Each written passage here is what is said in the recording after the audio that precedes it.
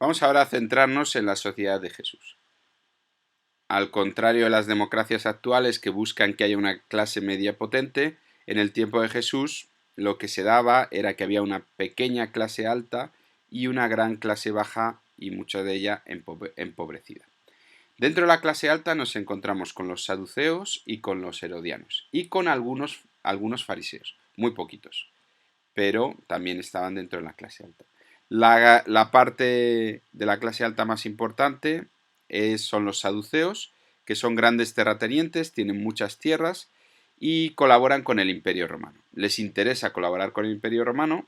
El Consejo del Sanedrín, que es el que va a regir el templo, está formado principalmente por saduceos, por la llamada secta saducea, y son tradicionales religiosamente. Entonces, debido a esta tradición religiosa, van a tener un gran enfrentamiento con los fariseos.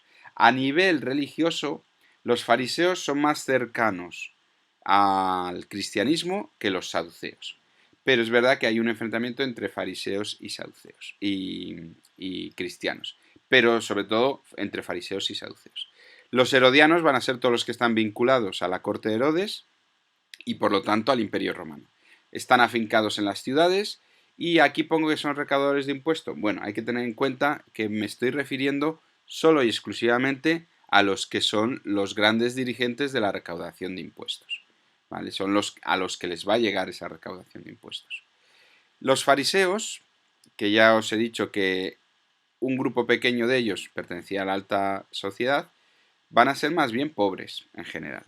Son estrictos cumplidores de la ley, ellos mismos, el nombre fariseo significa separados, ellos mismos se van a alejar de los que consideran impuros, los llamados amares o ignorantes de la ley.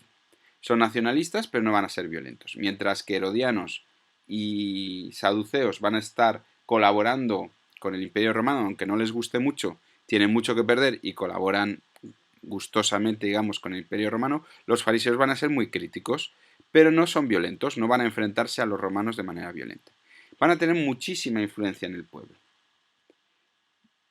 Por otro lado, nos encontramos a la mayoría de la población que es campesina, son pobres en su gran mayoría y, como dijimos, están sobrecargados de impuestos y a duras penas sobrevivían. Muchos de ellos son considerados amares o ignorantes de la ley. Muchos de ellos, como dijimos antes, pueden caer en la mendicidad y acabar, pues, si tienen una enfermedad, si pierden su trabajo, acabar en la mendicidad. Dentro de lo que es la parte marginada de la sociedad, la excluida, la que no puede entrar en el templo, no tiene derecho a entrar en el templo, están todos los enfermos, que en aquel tiempo eran considerados castigados por Dios. Toda enfermedad se consideraba un castigo de Dios, o más bien que Dios les había apartado su protección y por eso los demonios, que eran lo que se consideraban las enfermedades, entraban en ellos, pues leprosos, ciegos, cojos. Todos los oficios indignos, y entre ellos están las prostitutas y los recaudadores de impuestos. Y los pastores también. Se considera el pastor como una profesión impura porque, bueno, vivían en el campo, se consideraban que eran medio ladrones y por esos motivos.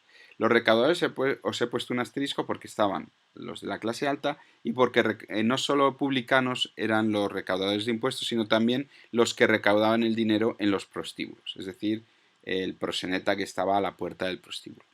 Y por supuesto los amares o ignorantes de la ley eran considerados